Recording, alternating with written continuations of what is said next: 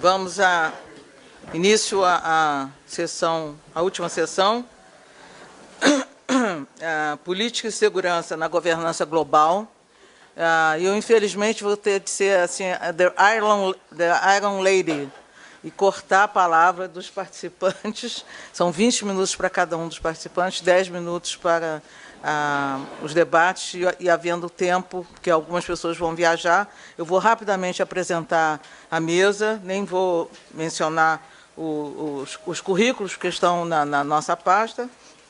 O professor Thomas Biersteker, aqui é minha, o professor Iti Abraham, do meu lado, o embaixador Carlos Duarte, do Ministério das Relações Exteriores, como debatedores, o embaixador Gelson Fonseca, também do Ministério das Relações Exteriores, e o professor Antônio Jorge, professor da UNB.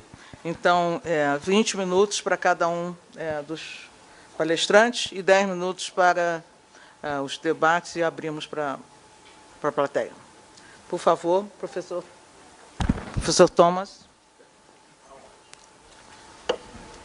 Thank you very much for that introduction. I'd also like to, as many of the previous speakers have done, I would like to extend my thanks and acknowledgement to the organizers. I guess I would say the three power women of this particular conference, Monica, Leticia, and Maria Regina.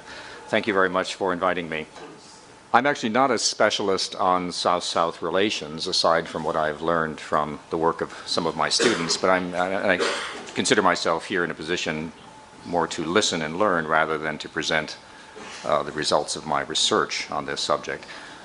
I have, however, thought and written a fair amount about global governance, about security governance, about emerging security agenda, and the adaptability of existing institutional structures. And the title of our panel is on policy and security and global governance. So let me begin with some general comments on how I think about the meaning of global governance. In fact, it's been used quite freely throughout the day when I think I've been able to discern a number of different meanings of global governance, but I'll at least give my some ideas about what I think about when I use the term global governance. I'll follow that with a brief survey of emerging global security issues, and then conclude with some thoughts on the challenges facing existing global security institutions and the possibilities for greater South-South involvement and leadership. So let me begin first with some comments on how I think about global security governance. And I basically want to make 4 general points about global governance. First, even before I make the first point, let me just comment that I consider global governance a rather permissive concept. It's oftentimes, just like globalization, with which it's often associated, the frequency with which global governance is invoked, either in the scholarly literature or in policy practice, far exceeds the number of times it is precisely, carefully, or consistently defined. And I even say sometimes when people invite me to come and talk about global governance, and I'll say, oh, good, that means I can talk about anything I want to. And I think that's one of the problems with the literature, because it's, the concept is applied to a wide variety of different practices of order, regulation, systems of rule, even patterned regularity in the international system. Now, what I'd like to do is start with just 4 general points about global governance. The first point is, let's stop talking about global governance in the singular. That is, there's not a single system of global governance. There's no single unitary or dominant form of governance in today's world. Just to give some examples triggered by some of the discussions this morning, the global financial system, the way it's governed. Is it governed, well, even this afternoon, by the G2, by the G7, by the G8, or by the G20, by the IFIs in Washington, or is it governed by the Basel Accords? This is profoundly different from the way international security is governed, with a variety of regional spheres of influence, different forms of political security communities, and the predominance of the permanent and constant negotiations among the permanent 5 members of the UN Security Council in the determination of what constitutes a contemporary threat to international peace and security. If we change our focus to talk about the global environment or global health issues, well, they're governed by a complex variety of governmental, intergovernmental, and non-governmental actors, including a number of actors from the private sector. Indeed, the governance of domain names in the internet is largely provided by private non-state actors. So when we think about the concept of governance in the global domain, I think we shouldn't think about it as if it's a single or unitary system, but recognize that there are multiple, overlapping, and at times even contradictory systems of governance, or governance arrangements, as I prefer to call them, operating in different issue domains across the globe. And even within a single issue domain, such as international security, international political economy, or the global environment, there are multiple systems of governance in operation. Consider, for example, the nature of governance in contemporary counterterrorism efforts at a global level.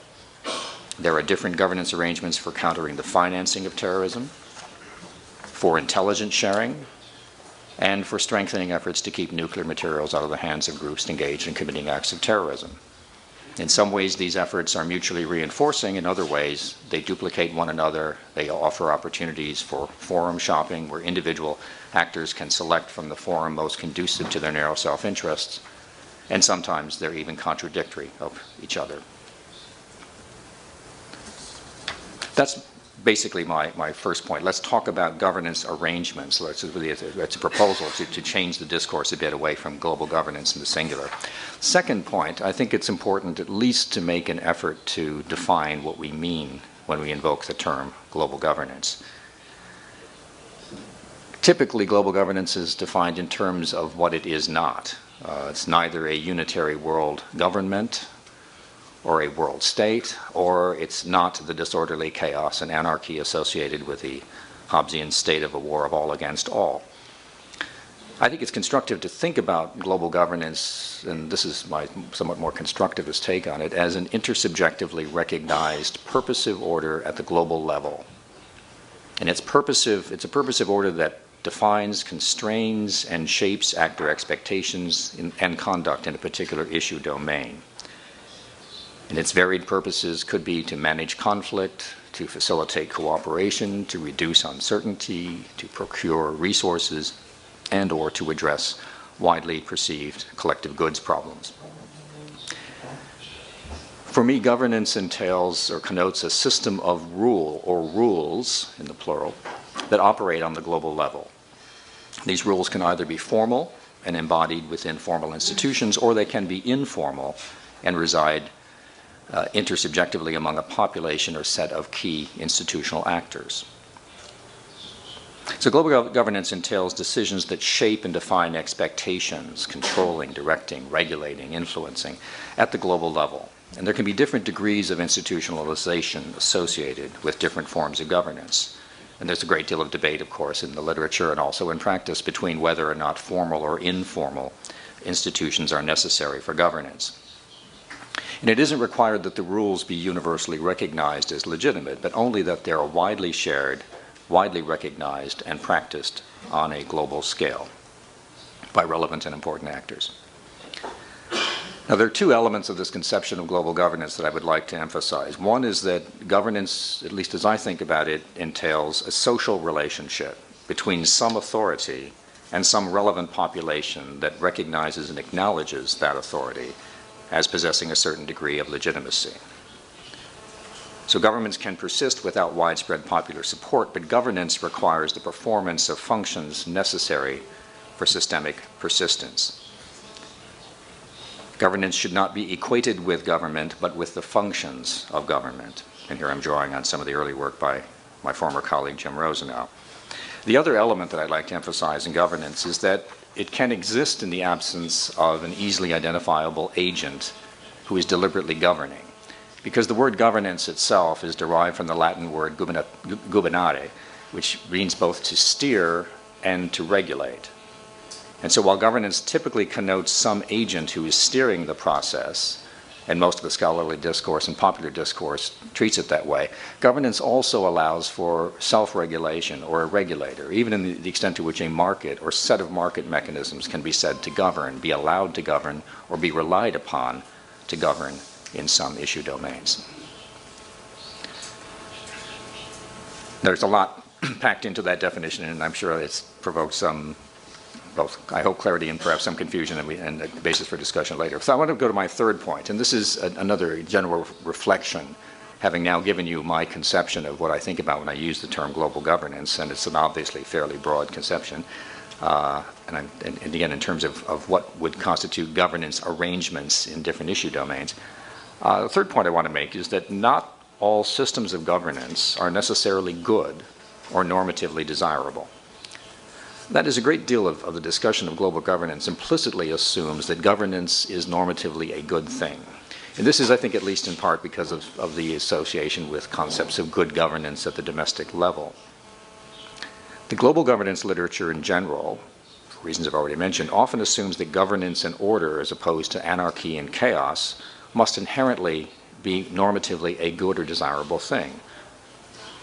But I would argue that this isn't necessarily the case, and that an issue domain can be governed, but it can be governed poorly. But it's governed nonetheless. So we should turn our attention not just to talking about is it governed or not, but really talk about the quality of governance. And here I'll modestly just suggest that we should try to come up with some criteria for evaluating the quality of governance in different, or governance arrangements in different issue domains. I'll just mention within this third big point, five, I mean A through E, five criteria for evaluating the quality of governance. One, of course, and it's something that's already come up in much of the discussion about institutional reform already in today's panels, is the issue of inclusion. How inclusive is a particular system of governance? Are all significant populations of the world included in the system of governance? The United Nations, of course, is an institutional venue for a very inclusive system of governance with participation of 192 member states. The emergence of the G20 is an institutional venue that's an improvement over the G7 or G8, at least if we narrow it to the number of states included. Of course, it also excludes 172, including Switzerland, where I currently live.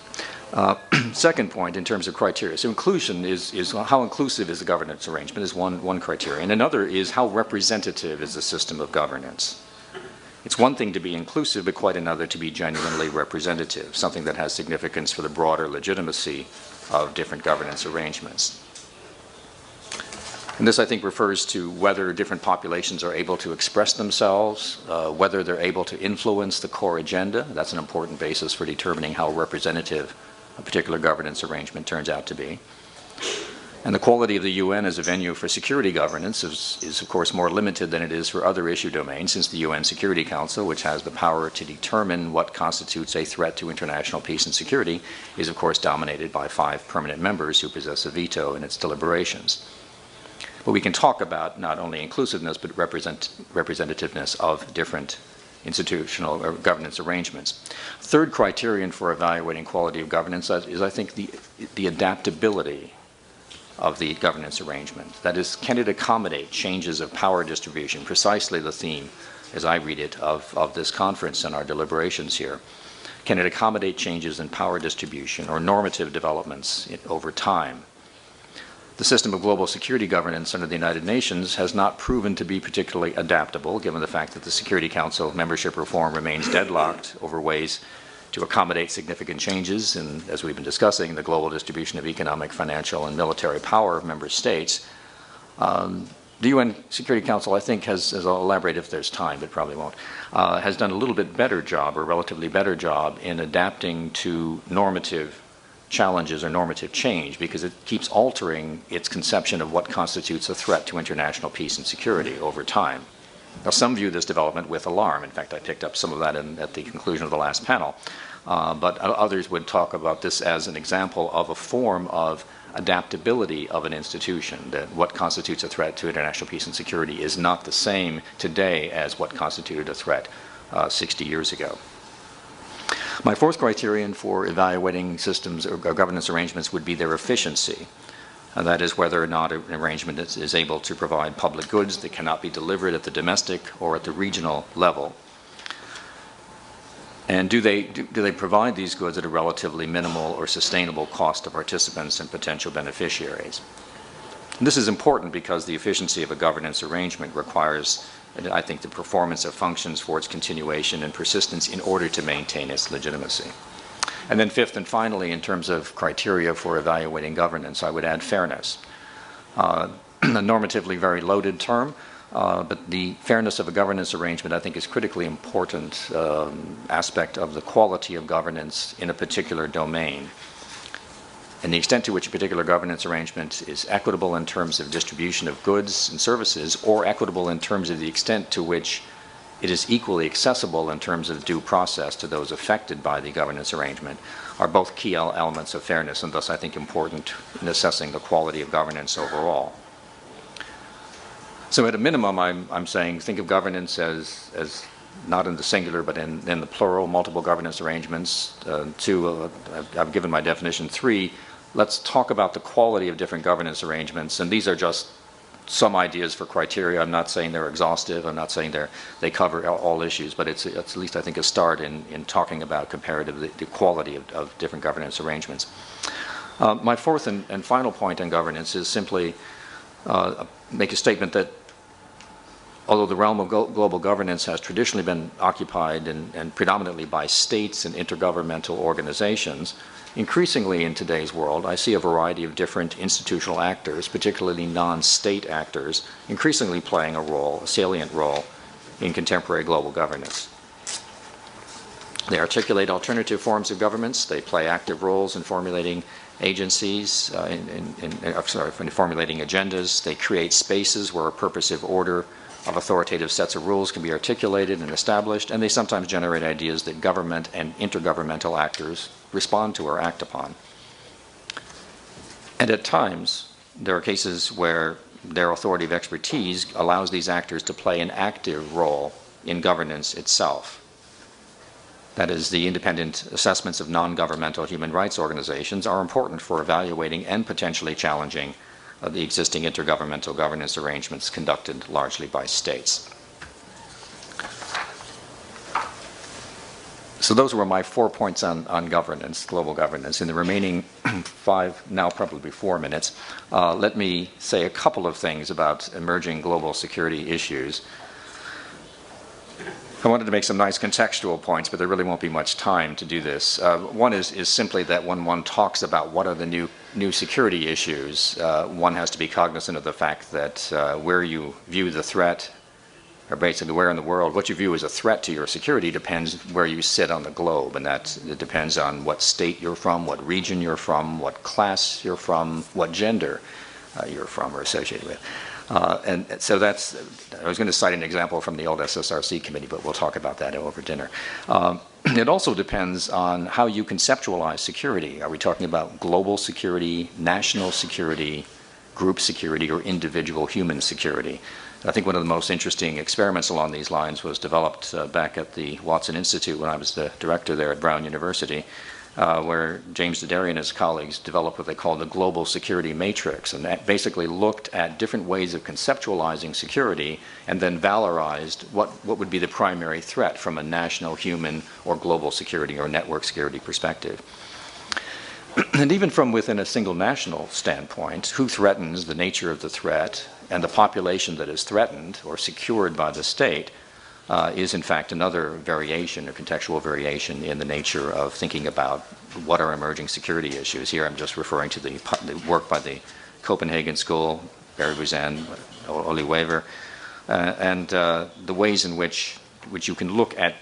Even one of my recent PhD students did a look at how France, Germany, and Switzerland defined the major threats to their security in the post-World War II period. It's quite an interesting thesis that in the immediate post-war period, they defined security threats in terms of each other, a renewal of conflict, During the Cold War, of course, they defined security threat principally in East-West terms, in terms of the former Soviet Union and its allies. A little later in the Cold War, both France and then later Germany defined U.S. hegemony as a threat to security. And today, they all converged around a list of transnational threats. It's quite interesting if you look at the security documents in France, Germany, and Switzerland at the moment, again,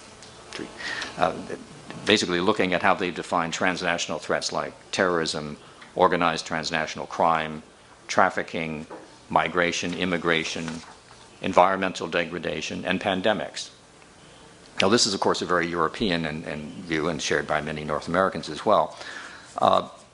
But it's striking that it's part of a general shift towards transnational threats. It's, I think, one of the reasons why there's more attention today to a focus on private non-state actors in the governance of many issue domains. Because non-state actors often have the authority of expertise that enables them to play a greater role in governance than states acting on their own with other states or in intergovernmental institutions. And this, I think, creates challenges for the existing security governance institutions, as I'll mention in a moment. Now, in the remaining 2 minutes, I'll take a minute for each point here. So slowly. Well, there's a contradiction between me speaking slowly and getting through my talk. But I understand. The translators are probably given up already. I understand. Yeah, I know. It's always a challenge. Let me. All right. If you'll give me an extra minute, I'll speak more. Let me say in general terms, I think one of the problems, now I want to refer to some of the challenges facing existing institutions, security institutions in particular. Obviously, in many ways, the big problem is that we have 19th century ideas, 20th century institutions, and 21st century challenges. We have 19th century ideas about nationalism, the state, war, and sovereignty, which I again just heard a few minutes ago. 20th century institutions like the UN, regional security institutions, the IMF, the World Bank, the WTO. And we have 21st century challenges of complex modern war and conflict, where the boundaries between war, politically motivated insurgencies, and transnational crime are increasingly being blurred. So these, I think, are some of the broad institutional challenges. The main point I want to make about this is that, ironically, despite their historical reputation for inflexibility around what constitutes appropriate economic reforms, ironically, the international financial institutions have shown an ability to adapt more flexibly to changing power configurations than their counterparts in the security realm. And this is in part simply because the share of their voting power in these two organizations is limited to their members' financial contribution, or linked, not limited, is linked, not one-to-one, of course, but it is linked at least to financial contributions. And in fact, if we look historically, the financial institutions were able to accommodate major financial shifts and changes in the 1970s and 1980s when the oil-producing countries accumulated so many petrodollars. It was during that period that they, in fact, created another director, changed the governance structure, not radically, but there was some movement at that point in time. Of course, whether this flexibility can be applied to the leadership of the IMF is another uncertain question at the moment. We can talk about G8 to G20, but more people here know more about that than I, so I'll skip that point. The reform of political institutions has remained much more challenging than the reform of economic organizations. But this is not to say that they're not changing in any way. And I would say that it's over, so let me just make my general point about the Security Council has moved significantly away from its original conception of what constituted the principal threat to international peace and security in 1945, and that was the challenge of interstate aggression. Today, if you look at both the list of topics that the Security Council has defined as threats to international peace and security, or the number of Chapter 7 mandatory resolutions they have adopted that in fact are being used for everything from conflict prevention, peace enforcement, counterterrorism, WMD proliferation, with Libya, recent resolutions on Libya, the responsibility to protect, protection of civilians, even democracy promotion, African conflict Security Council regime resolutions, is the significant fact that most of the Council actions are not triggered by the former colonial powers, as one might think, but are actually being triggered by the AU itself. That is, it's the AU, the African Union, that's actually pushing these issues onto the Security Council agenda, which I think creates, going back to the discussions earlier of regionalism, certain kinds of opportunities. Maybe I'll save this for later. I do have some possibilities for greater South-South involvement and leadership, and here's where I become simply speculative, and I don't think I have time to present them, so I will hold them. If somebody wants me, just ask me a question. I'll give you some ideas about how I think there may be some possibilities for some kinds of incremental reform, not just conservatism. Thank you. Thanks for your attention.